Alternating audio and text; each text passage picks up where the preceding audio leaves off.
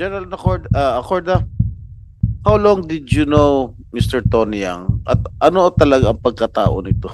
So matagal mo nang kilala si Mayor Kalugay. Since I became the director for intelligence, Your Honor. Nakikita mo si Mayor Alice doon sa SWAL.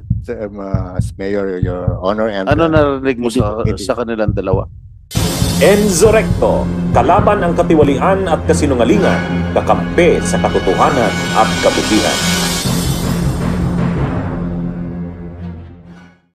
I understand that former Chief PNP Acorda wishes to give an opening statement, and we will allow him to do so. You have the floor, sir. Thank you, Madam.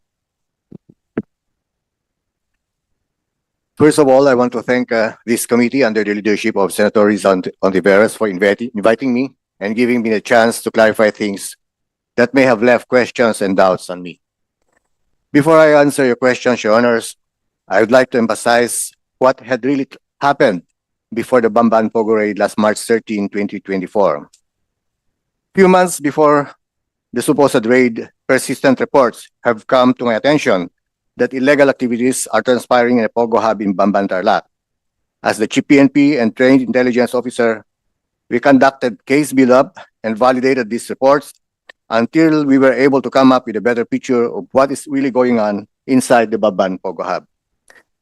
Your Honors, barely 17 days before my supposed retirement on March 31, 2024, after having been extended by the President, pinilit ko po na trabahuin sa tulong ng mga taong nagbigay ng mahalagang impormasyon through prompt interagency coordination with task agencies and other intelligence units, lalong-lalo na po ang ating kasama si Yusek Gilbert Cruz po sa PAOK.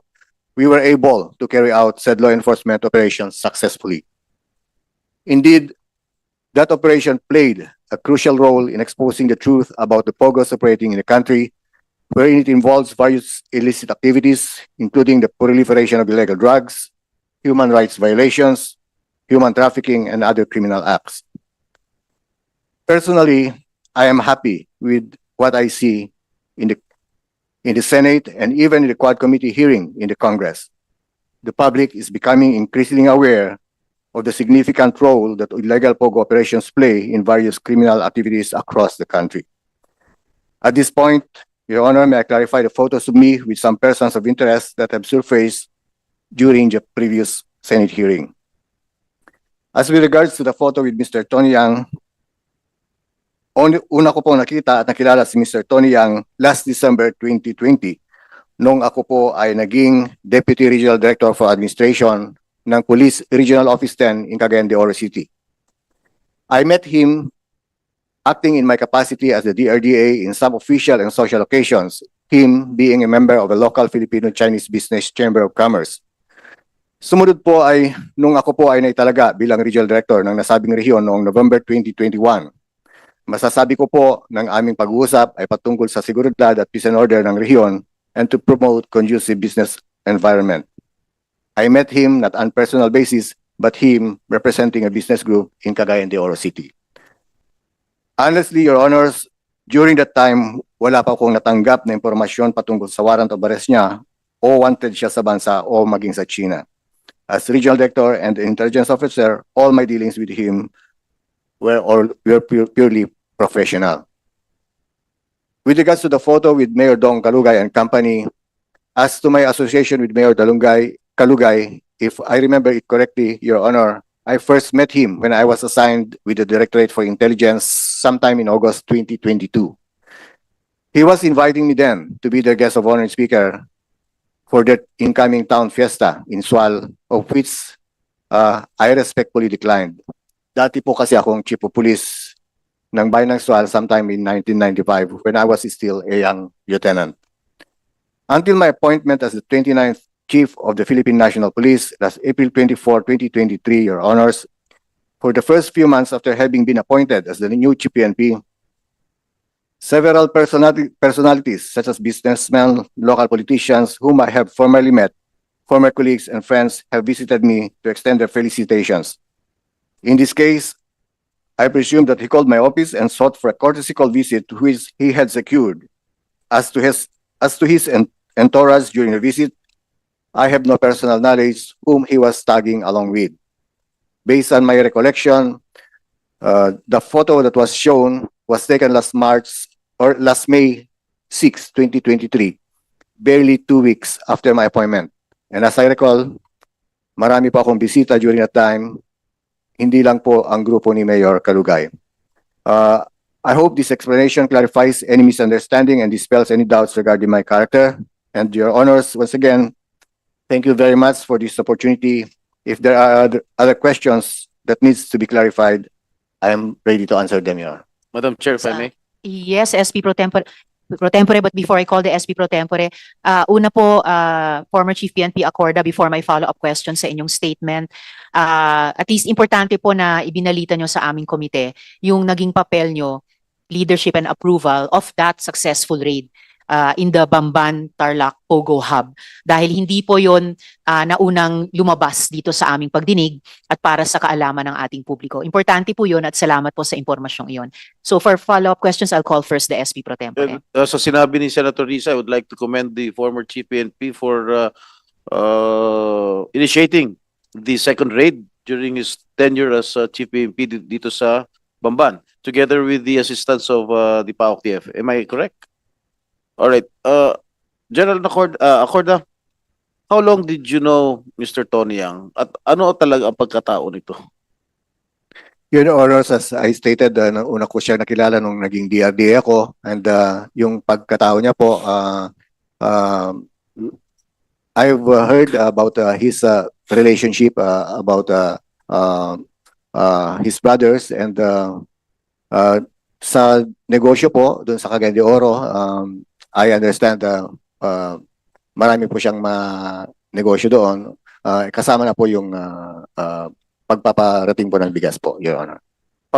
Pagpaparating ng bigas, pag-smuggle? Well, whether it's smuggled or not, Your Honor, I cannot qualify that. Maybe it's up for the... All right. How did he seek an appointment to your office? Usually, Your Honor, when I was in Region 10, we have a direct contact because I gave him my calling card, and sometimes through my staff, but it's not that frequent, Your Honor. Kumbaga, nagkakataon lang pag may mga pag-uusapan, especially when there are activities in the camp or yung mga gift-giving operations namin, Your Honor. So, yung litrato niyo ni Mayor Kalugay, paano ka na-contact ni Mayor Kalugay? Paano siya nakarating sa office mo when you were then the Chief PNP? The same way, Your Honor, kasi may gate po kami doon. Usually, pag may papasok po sa aking quarters or sa White House, dadaan po sa gate and itatawag sa gate, i-clarify kung may Ibig appointment. sabihin, wala siyang appointment nung pumunta siya sa inyo?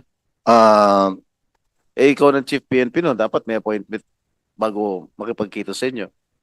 Your Honor, Unless if it is really very important. Your Honor, I cannot exactly recall kung talagang naka-appoint yun or hindi, but usually when he visits me, ganun po ang proseso. Idadaan sa gwardiya, itatawag kung pwedeng makapag-seek ng appointment. Because as I recall, Your Honor, during the time when I was the Chief PNP, talagang maraming bisita, and nagiging extension na rin po yung official residence ko as part of my office. So matagal mo nang kilala si Mayor Kalugay? Since I became the director for intelligence, Your Honor. Nakikita mo si Mayor Alice doon sa SWAL? I never went to SWAL during his term as mayor, Your Honor. And, ano narinig mo hindi. sa kanilang dalawa? Meron ka ba narinig? Aside from the blood, Your Honor, wala na po akong Oh, personal knowledge, Your Honor. wala na talaga. Anyway, General Villanueva, if I may. General Villanueva. All right, you mentioned before during the previous hearing that there is a Chief PNP that was involved in the escape of Alice Go. And of course, si Senator Bato already questioned you about it. At hindi naman si Senator Bato yon. Now, General Acorda is a former Chief PNP. Is he the one involved? Actually, sir, Your Honor, I already clarified this in the past two sessions that I do not even have a name. I don't have a name. So even if I have a name and I don't have any confirmation, I won't divulge it here, sir. You would not. Divulge it. If I'm not sure, it's confirmed. Confirmed, sir. Why Your did you Honor. give that kind of That's why- statement? I said, sir, I dismiss it as rumor only, sir. Yeah, are you spreading rumors here in this committee? Why did you have to No, sir. say that statement? That's that, why there I- is a, that's why- let me finish. Yes, sir. Let me finish. That there is a former chief PNP that helped the escape of Alice Go. And then the next day you retracted it. Even on the first, the previous hearings, even from the very start, I did not say that the former chief PNP helped Alice Gu escape. It's not in the. I never even said that it's a confirmed or something. Even from the very start, I dismiss it as rumor, sir. General Acorda, I got hold of a picture. No, you were together with the then Mayor Alice Go. In this picture, you were side by side together with. May I know what event was this? General Acorda. Yes, sure, Madam Chair. That is the only opportunity that I was able to meet personally. First time. Yes, Your Honor. And in that activity, it was the police service anniversary of Region 3 wherein I was the guest of honor of Region 3. And Mayor Alice Go was one of the awardee. But may I emphasize, Your Honor, that the deliberation for the selection of the awardees is not at the national headquarters level, but at the level You of, were not uh, part or instrumental in deliberating the award given to then Mayor Alice Go. Am I yes, Your correct? Honor. And because of that also, in our planning with USEC Gilbert Cruz, we decided that we will not use Region 3, but instead we use Region 1 and Cordillera during the operation, Your Honor. All right. All right. One last question, General Acorda. When you raided the Bamban Pogo Hub, bakit hindi mo ginamit yung CIDG Region 3? Why did you utilize yung CIDG NCR? Why not Region 3? Kasi Region 3 covers Pampanga. Am I correct? Yeah, yes, Your Honor. It's just a precaution on my part, not because I don't trust yung Region 3, but because of the massive requirement of police officers to be deployed. Nag-precaution lang po kami na konti ang magiging commotion during the So operation, Your was Honor. the raid successful? What have you retrieved during the raid?